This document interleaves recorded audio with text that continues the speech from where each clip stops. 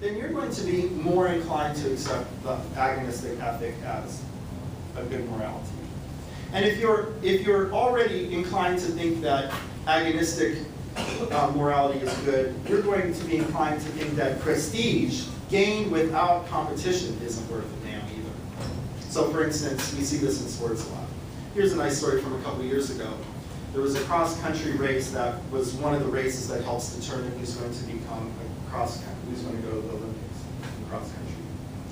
And a Spanish runner that is not very, high-ranking was in second place during the whole race. His name was Anaya.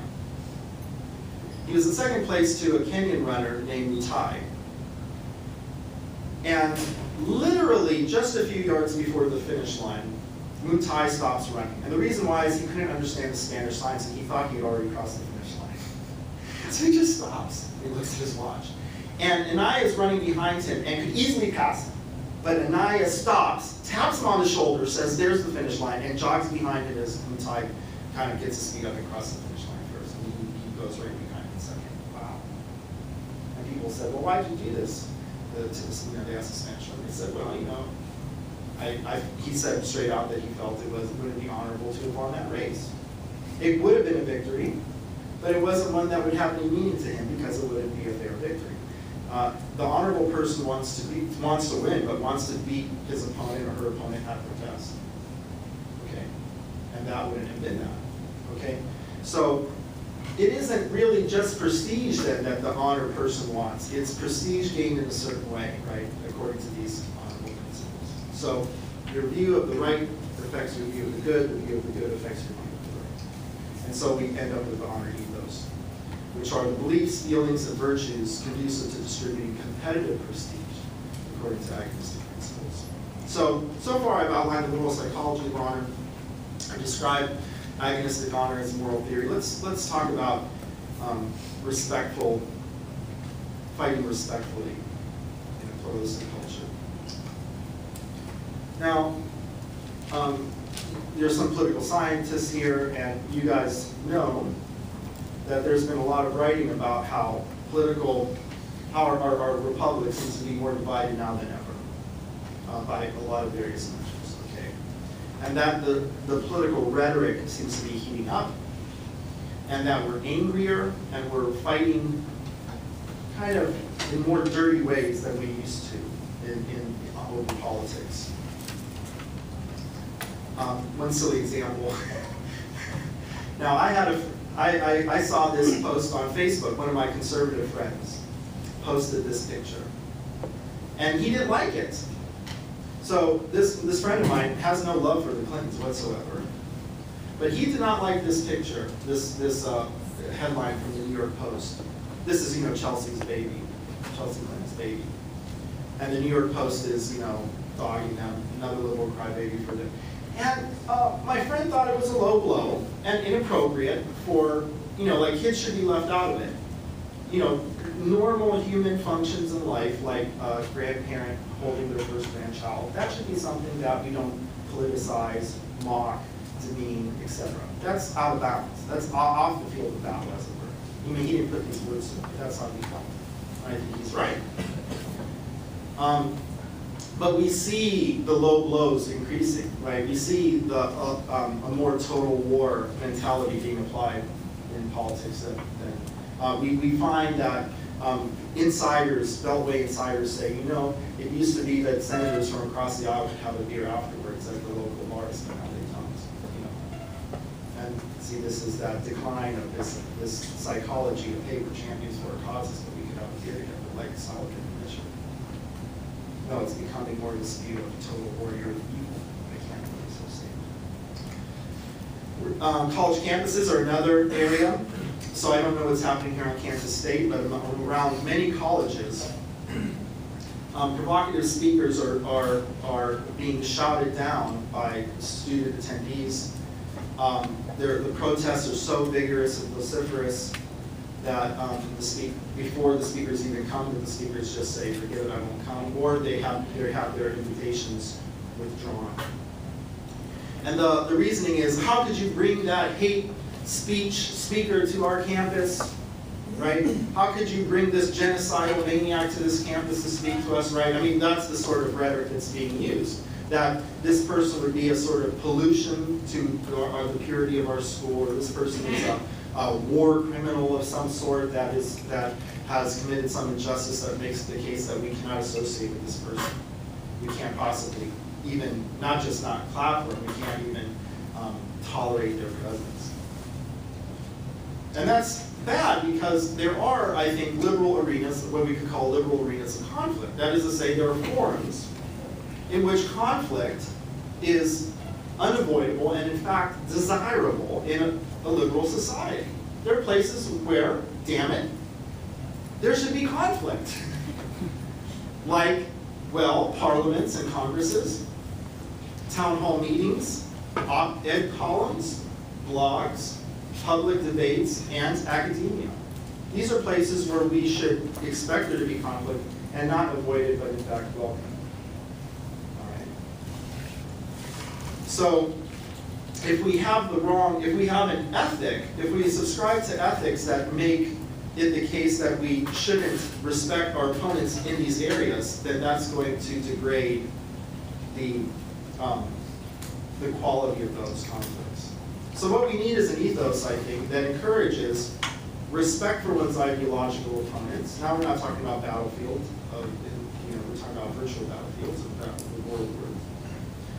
We need an ethos that encourages respect of one's ideological opponents as opponents. Not that, oh, well, down deep they're a good person. It's unfortunate we're opponents. Or it's not like, oh, God loves them, but they're on the wrong side. No, we need an ethic that encourages us to respect our opponents, even under the guise of their being our opponents.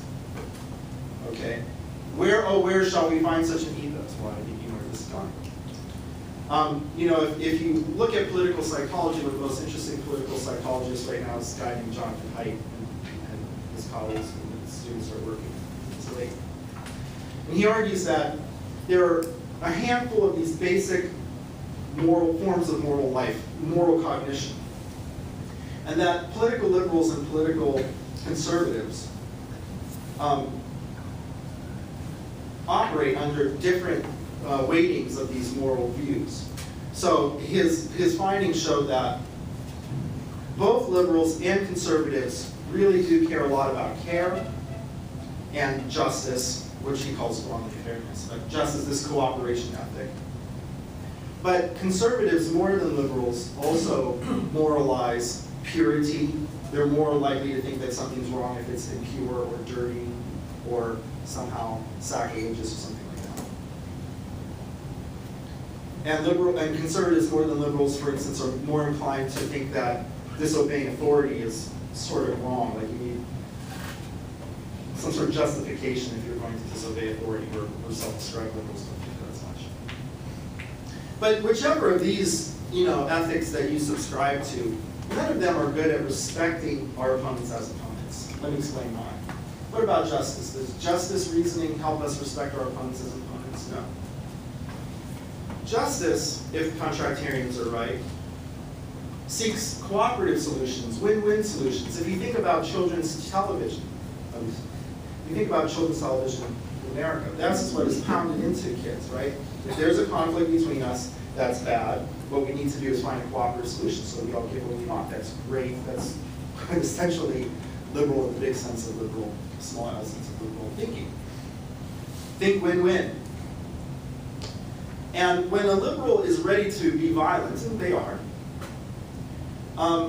they endorse force only to punish non-cooperative people. So they view violence as only appropriate towards criminals, right?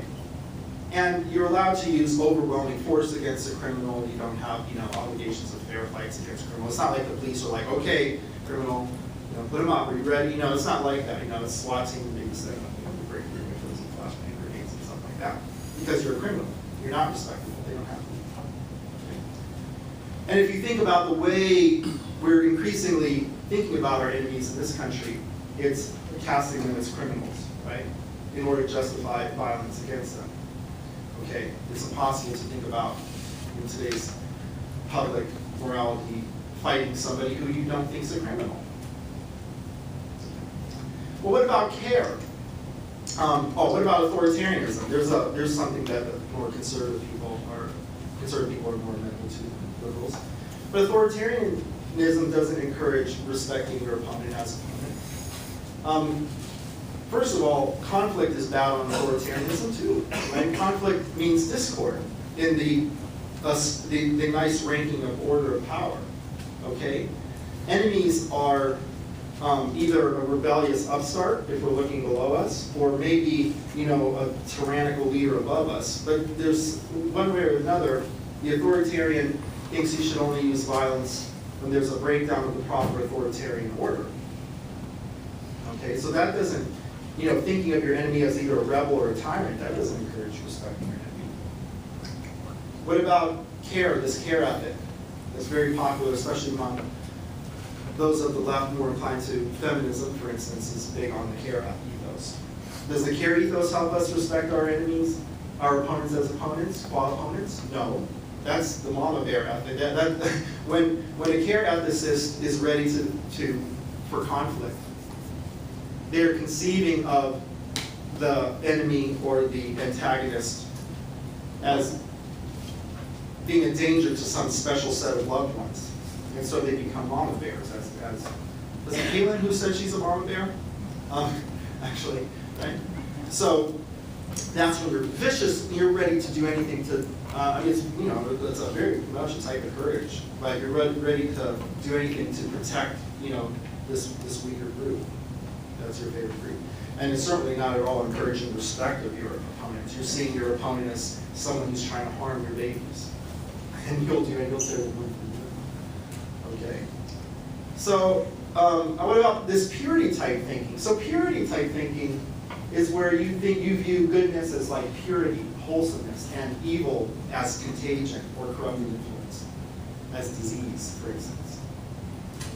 Well, that's obviously just the worst one possible for respecting your opponents as opponents, because if someone's your opponent, you're viewing them as a corrupting force that needs to be cleansed. Right? This is the ethos behind genocide, especially, and religious wars of all sorts, the Crusades. So only the honor ethos, as far as I can tell, the ethos of agonistic, what I'm calling agonistic honor, encourages respect of one's opponent, while at the same time recognizing them as an opponent.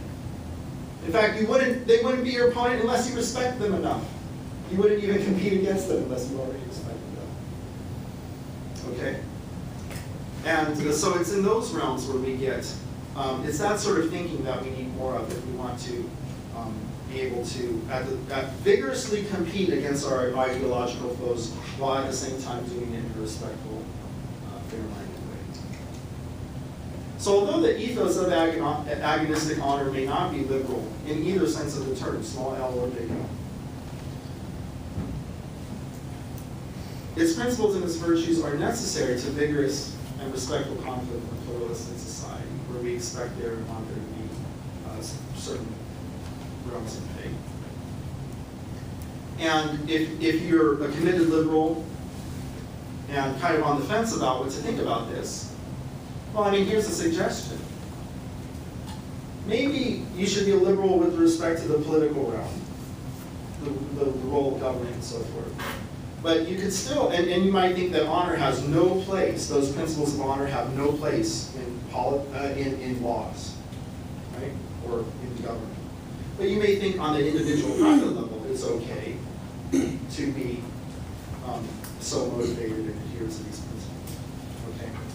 So they may be compatible, even though it isn't the case that the liberal ethos predicts the principles. All right, so, wow, Dan, this is totally convincing. Why would anyone not believe this? Well, I think that, as far as I can tell, this is the best objection to my view. And that is that, but if my enemies win, they'll ruin the world. The world is hanging in the balance. And you're asking me to compete fairly and fight fairly and respectfully with my foes, when if they win, the sky will fall. So there's a little funny twist on the meme. Don't keep calm and get active and change the world, right? So very much the ethos. cause of political activists. Now the problem here is that any political cause you think of whatsoever, whether we're talking about environmentalism, whether we're talking about abortion, whether we're talking about whatever, it will attract people. The people who get involved with that cause are necessarily going to be people who think it's really, really important. I mean, you don't bother making signs up and lobbying and all this sort of stuff if you think it's unimportant. So every cause you think of attracts people who think it's the most important cause in the world. So it attracts, right, extremism. It attracts extremists for its view. So every political cause necessarily becomes analogous to like fighting the Nazis, right? So were Nazis this huge threat to the world? Hell yeah. But people who are worried about global warming think that it is a huge threat to the world, just as great. And people who are pro-lifers think that abortion is killing just as many, right? And so everyone thinks that their cause is the most important cause in the world.